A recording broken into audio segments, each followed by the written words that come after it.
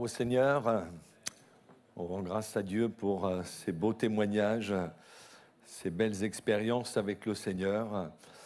Alors je rassure toujours notre frère Christ, je ne vais pas prêcher 1 heure. Je vais tâcher d'être concis et précis. Alors on va vous inviter à lire un passage dans l'Épître aux Romains, chapitre 12, les 2 premiers versets. C'est l'apôtre Paul qui écrit ces paroles et qui dit « Je vous exhorte » ou « Je vous encourage donc, frères, par les compassions de Dieu, à offrir vos corps, sous-entendu votre être tout entier, comme un sacrifice saint, vivant, saint, agréable à Dieu, ce qui sera de votre part un culte raisonnable. » Et il dit ensuite, « Ne vous conformez pas au siècle présent, mais soyez transformés par le renouvellement de l'intelligence, afin que vous discerniez quelle est la volonté de Dieu, ce qui est bon, agréable et parfait. Amen. » Et tiendra ces paroles, « Ne vous conformez pas au siècle présent, mais soyez transformés par le renouvellement de votre intelligence. » Il y a une autre version, la version en français courant, qui a traduit « Ne vous conformez pas aux habitudes de ce monde, mais laissez Dieu vous transformer et vous donner une intelligence nouvelle. » C'est ça le message de l'Évangile.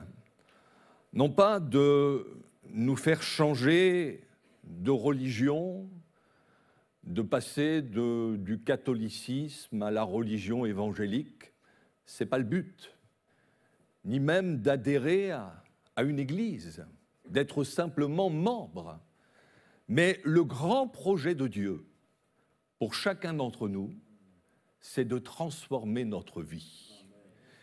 Et dans le texte original, ce mot « transformer » qui est employé ici, a donné en français le mot « métamorphose ».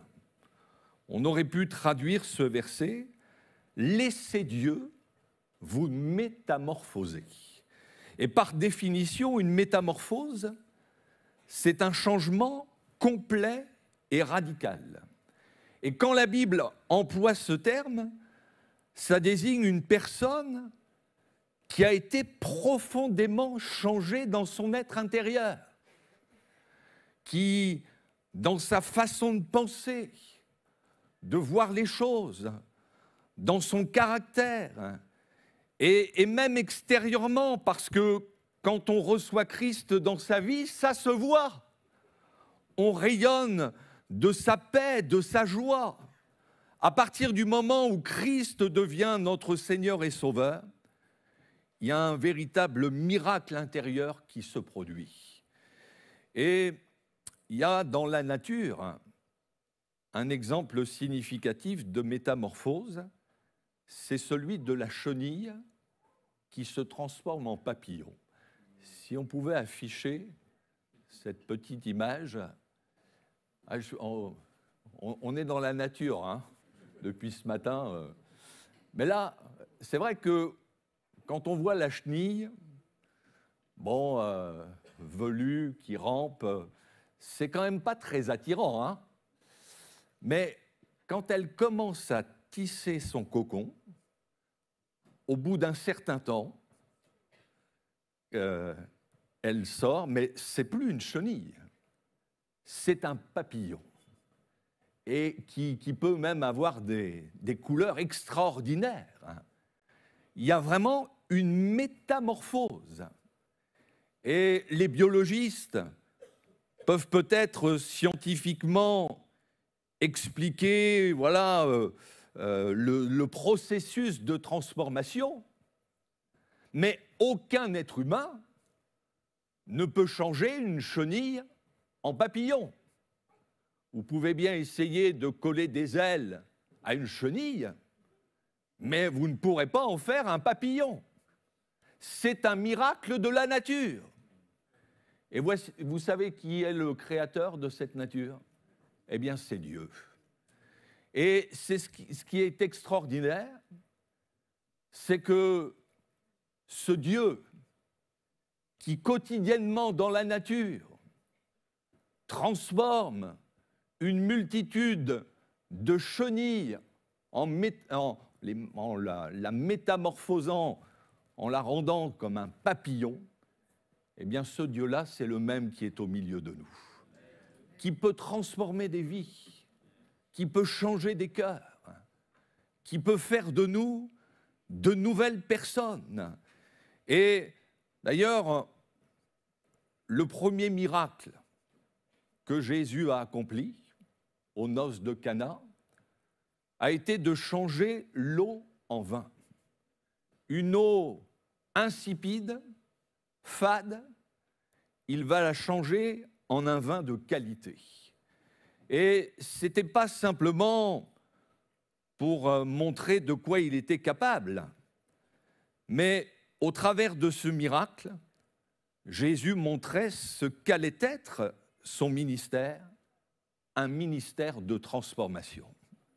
Et en effet, quand on lit les évangiles, on découvre une quantité de personnes qui, au contact de Jésus, ont vu leur vie littéralement métamorphosée, transformée par la puissance de Dieu, des gens issus de toute origine, de toute race, de tout rang social, riches comme pauvres, instruits comme ignorants, des religieux comme des gens de mauvaise vie, même des gens tombés au plus bas, qui semblaient, à vue humaine, irrécupérables. On a notamment l'exemple de cet homme de la région de Gadara qui était lié par plusieurs démons. Il vivait sous une emprise ténébreuse qui l'amenait à s'autodétruire. Il se meurtrissait avec des pierres, vivant dans des sépulcres, poussant des hurlements.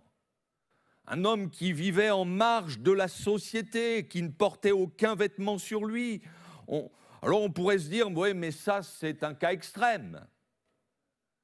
Et vous savez, aujourd'hui, surtout avec l'engouement qu'il y a avec les pratiques occultes, des gens qui sont de plus en plus attirés par la magie, même au travers de spectacles.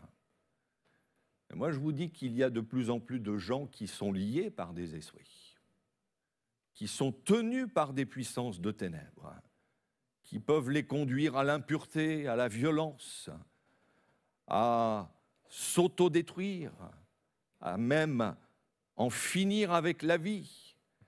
Et pour revenir à ce récit, les gens du pays avaient bien essayé de le maîtriser avec des chaînes, mais il avait une telle force démoniaque qu'il brisait ces chaînes. Et de toute manière, quand bien même ils auraient réussi à le maîtriser, ce dont il avait besoin, c'était d'une délivrance intérieure. Quelqu'un qui, aux yeux de la société, était irrécupérable, mais pas aux yeux du Seigneur Jésus. Et quand le Seigneur l'a rencontré, lui n'a pas eu besoin de le maîtriser avec des chaînes, mais il s'est adressé avec autorité aux démons, leur ordonnant de sortir. Et instantanément, cet homme a été délivré. Et quand les gens du pays sont venus voir ce qui se passait, au lieu d'un homme agité, ils l'ont vu là, assis aux pieds de Jésus, dans son bon sens, vêtu. Il n'y avait plus aucune trace de violence. On peut dire que cet homme venait de vivre une métamorphose, une transformation. Ça, c'est l'œuvre de Jésus-Christ, qui même de gens violents est capable d'en faire des hommes de paix. La Bible nous dit, c'est l'apôtre Paul qui écrit ces paroles dans l'Épître aux Romains, chapitre 1er, verset 16, « Je n'ai point honte de l'Évangile, c'est une puissance de Dieu pour le salut de quiconque croit. » L'Évangile ne sont pas que des paroles, Cet après-midi, ce n'est pas juste un discours qu'on vous annonce, mais derrière ce message, il y a une puissance. Puissance de salut, de délivrance, de guérison, puissance de transformation pour ceux et celles qui veulent croire en Jésus, qui veulent se tourner vers lui. Et comme ce n'est pas un évangile du passé que nous prêchons, parce que si Christ est mort, bien plus, il est ressuscité, il est vivant. Et c'est pour ça que le message de l'évangile est toujours aussi efficace. Et encore aujourd'hui, il transforme des vies. On vient de l'entendre. Et je dirais que c'est la plus belle preuve que le message de l'évangile est toujours d'actualité. C'est qu'encore aujourd'hui, comme on l'a entendu, des hommes, des femmes, des jeunes gens, des jeunes filles peuvent témoigner qu'au jour où ils ont donné leur vie à Jésus, où ils se sont repentis de leurs péchés, où ils se sont réellement tournés vers lui, ils ont vu leur vie transformée. Certains ont été libérés de leur addiction, de l'alcool, de la drogue, de la haine, du mensonge, pour vivre désormais dans la sainteté, parce que c'est ça l'évangile. Ce n'est pas une simple croyance. Il y a une quantité de gens qui croient en Dieu, mais qui sont encore liés par toutes sortes de passions. Mais quand on fait une rencontre réelle avec Christ, lui nous transforme. Il nous métamorphose. C'est ça, la puissance de l'Évangile. Comme le dit la parole de Dieu, 2 Corinthiens chapitre 5, si quelqu'un est en Christ. Non pas si quelqu'un a une religion, même évangélique. Notre but, ce n'est pas de vous dire « soyez évangélique », mais notre message, c'est de vous dire « venez à Jésus ». Parce que si quelqu'un est en Christ, il est une nouvelle créature. Il est une nouvelle personne, un homme nouveau, une femme nouvelle, transformée par la puissance de Dieu. Les choses anciennes sont passées, voici, toutes choses sont devenues nouvelles. Oui, encore aujourd'hui, nombreux sont ceux qui peuvent rendre témoignage que leur vie a été transformée. L'une des transformations les plus marquantes de l'histoire de la première Église, c'est celle de Saul de Tarse, qui est devenu par la suite l'apôtre Paul. Un homme, nous dit la Bible, qui respirait la menace et le meurtre. Il persécutait l'Église à outrance. On dirait aujourd'hui un intégriste religieux. Parce qu'en faisant arrêter les disciples, il était persuadé qu'il servait la cause de Dieu. Et on se dit, mais un tel homme, mais jamais il ne se convertira. Et pourtant, sur le chemin de Damas, alors qu'il se rendait dans cette ville pour y faire arrêter des disciples, là, sur ce chemin, Jésus s'est révélé à lui. Il a entendu la voix de Jésus qui va lui dire « Saul, Saul, pourquoi me persécutes-tu » Et quand il a réalisé que celui qui lui parlait du ciel, c'était ce Jésus dont il persécutait les disciples, à partir de cette révélation, la vie de cet homme a été transformée.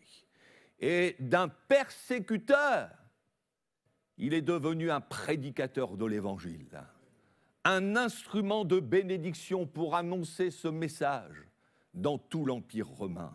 Mais personne n'aurait pu imaginer une telle transformation chez cet homme, mais Dieu l'a fait, parce qu'il est capable de changer le cœur des plus durs, des plus rebelles, même de celui qui est le plus incrédule.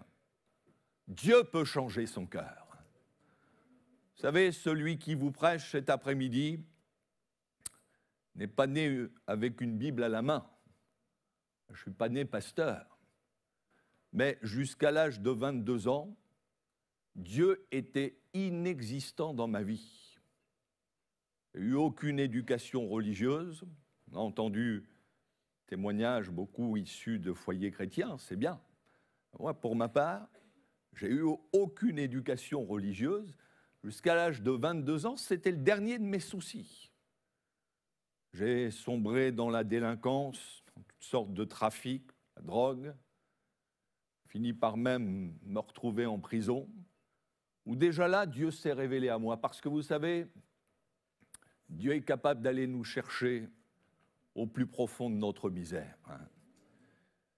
Jusqu'au jour où un de mes amis, qui était le pire des voleurs, s'est converti à Christ. Et ça m'a interpellé. Il m'a parlé de Jésus, qui a donné sa vie sur la croix, qui pouvait aussi changer ma vie. Alors je suis venu écouter l'Évangile. Oh, c'était une petite réunion. Et je vous avoue que, et je comprends les personnes qui viennent pour les premières fois, moi personnellement, je ne comprenais rien. C'était pour moi de l'hébreu. Mais au fond de mon cœur, j'étais convaincu que c'était la vérité. Et à un moment donné, mais pourtant, bon, bien sûr, je vivais une vie complètement en désaccord avec la parole, mais je ne me sentais pas plus pire que les autres. Mais à un moment donné, j'ai senti la noirceur de mon âme. La noirceur de mon âme. Et alors que je n'avais pas l'habitude de pleurer, mais là, j'ai été brisé. Brisé. Et ce jour-là, j'ai donné ma vie à Jésus-Christ. Et instantanément, mais il y a eu une transformation. Libéré de mes liens. Et ça fait maintenant près de 40 ans.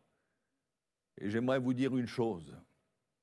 Depuis 40 ans, pas une seconde je regrette d'avoir donné ma vie à Jésus-Christ. C'est ça la puissance de l'Évangile. Et ce qu'il a fait pour moi, ce qu'il a fait pour ceux et celles qui viennent de s'engager, il peut le faire pour vous aussi, amis. Alors peut-être vous vous dites, mais moi, j'ai pas eu une vie morale désordonnée, je suis un honnête homme, une honnête femme. Mais la transformation, elle est aussi pour vous. D'ailleurs, cette transformation, Jésus l'appelle ni plus ni moins la nouvelle naissance.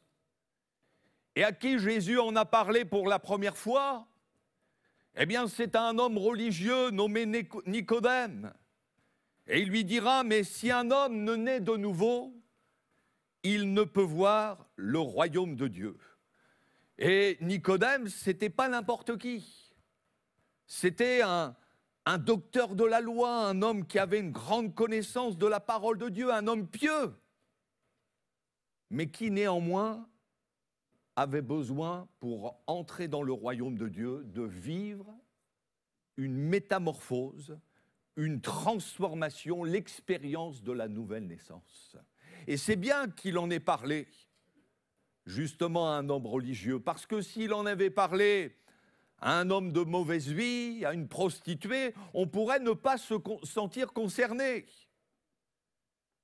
Mais amis, même si vous avez une religion, même si vous avez une bonne morale, vous avez besoin, si vous voulez accéder au ciel de Dieu, de vivre l'expérience de la nouvelle naissance. Vous avez besoin de vivre cette métamorphose, cette transformation, de vivre cette expérience puissante que seul Jésus peut accomplir. Alors, précision quand même, c'est que au moment où on se convertit, ça ne veut pas dire que d'un seul coup on devient parfait. Mais à partir du moment où j'accepte Jésus comme mon Seigneur et Sauveur, dans la foi et la repentance, il y a un miracle qui se produit, c'est que le Saint-Esprit me communique une nouvelle nature, la nature de Dieu. Et à partir de là, eh bien, j'entre dans un processus de transformation qui va se poursuivre quotidiennement. Et bien souvent, ça se fait à notre insu. On s'aperçoit qu'on ne parle plus de la même façon. On avait peut-être auparavant un langage grossier. Et là, d'un seul coup, Seigneur, change notre langage, notre façon de voir les choses. Et même ceux qui nous côtoient eh bien finissent par dire « tu n'es plus le même, tu n'es plus la même ». C'est ça l'œuvre de Jésus. Et je dirais que le grand projet de Dieu, justement, c'est de nous rendre semblables à l'image de son Fils, de mettre en nous ses sentiments. Alors, je ne vais pas aller plus loin cet après-midi, mais de même, pour revenir à cette chenille, ne peut pas voler par elle-même. Mais il faut nécessairement qu'elle passe par une métamorphose pour devenir un papillon qui, lui, va voler. Et par nous-mêmes, nous ne pouvons pas nous changer. On peut bien essayer de s'améliorer. On peut prendre quelques bonnes résolutions. On peut dire des fois, bon ben, je vais changer mon environnement. Vous savez, on peut tout changer autour de soi. Mais si notre cœur n'a pas changé, les problèmes restent les mêmes. Le seul qui puisse le faire, c'est Jésus-Christ. Le péché nous déforme. Il salit notre cœur, il nous avilit. Le monde, la religion même nous déforme. Elle fausse notre conscience. Mais Jésus, lui, il nous transforme. Il a donné sa vie pour nous sur la croix, pour chacun d'entre nous, pour que tous ceux et toutes celles qui veulent croire en lui, l'accepter comme sauveur, puissent vivre ce miracle de la nouvelle naissance, cette transformation intérieure. Et il ne tient qu'à vous, parce que s'il y a bien une chose que Dieu ne fera pas contre notre volonté, c'est bien de nous changer, c'est à nous de décider. Si je pense que je suis très bien comme je suis, si je pense que ce sont surtout les autres qui ont besoin de changer, Dieu n'agira pas dans notre vie. Mais si cet après-midi, vous voulez lui dire « Seigneur, je réalise que par moi-même, je ne peux pas me changer. J'ai entendu des témoignages. Eh bien, Seigneur, si tu es vivant, révèle-toi à ma vie. Viens me transformer. » Vous pouvez faire cette prière cet après-midi. Amis qui êtes là peut-être pour la première fois et qui peut-être n'avaient pas tout compris, mais ne serait-ce de lui dire « Seigneur, si tu es vivant, viens te révéler à ma vie. » Je ne veux pas simplement avoir entendu des témoignages des autres, mais je veux pouvoir faire ma propre expérience. Oui, l'Évangile, c'est une puissance de transformation. Et il ne tient qu'à vous de vivre ce miracle en invitant Jésus dans votre vie. On va se recueillir et prier le Seigneur. Oh, gloire à toi, Jésus. Gloire à ton nom, Seigneur. Oh, gloire à toi. Vraiment, là, tandis qu'on est dans le recueillement, vous savez, le Seigneur est là par son esprit et il est prêt à entendre la prière, celle que vous pouvez formuler au fond de votre cœur. Mais dites-lui là, en ces instants, Seigneur Jésus, viens changer ma vie. Je veux vivre cette transformation. Je veux vivre cette métamorphose. Seigneur, je te demande pardon pour mes péchés. Et je te prie de te révéler à ma vie. Invitez Jésus dans votre cœur. Et le Seigneur va faire ce miracle. Il l'a fait pour tant d'autres, pour bien des personnes au milieu de nous. Et il veut le faire pour vous, amis. Vous touchez en profondeur. Ah, Seigneur, je veux croire qu'en effet, tu es là, présent au milieu de nous par ton esprit. Seigneur, nous voulons vraiment te rendre grâce pour l'œuvre que tu as accomplie dans la vie de nos frères et sœurs qui se sont engagés avec toi cet après-midi dans les eaux du baptême. Et nous croyons, Seigneur, qu'ils se sont engagés avec toi, mais que toi aussi tu t'es engagé avec eux. et que tu seras aussi de leur donner la force de te rester fidèle. Seigneur, bénis nos amis aussi qui sont là, et je te prie vraiment d'interpeller les cœurs, qu'ils puissent réaliser qu'eux aussi puissent vivre une métamorphose, une transformation, que l'Évangile, c'est pour tous, que l'Évangile, c'est pour chacun d'entre nous. Ah Seigneur, je te prie de te révéler aux vies.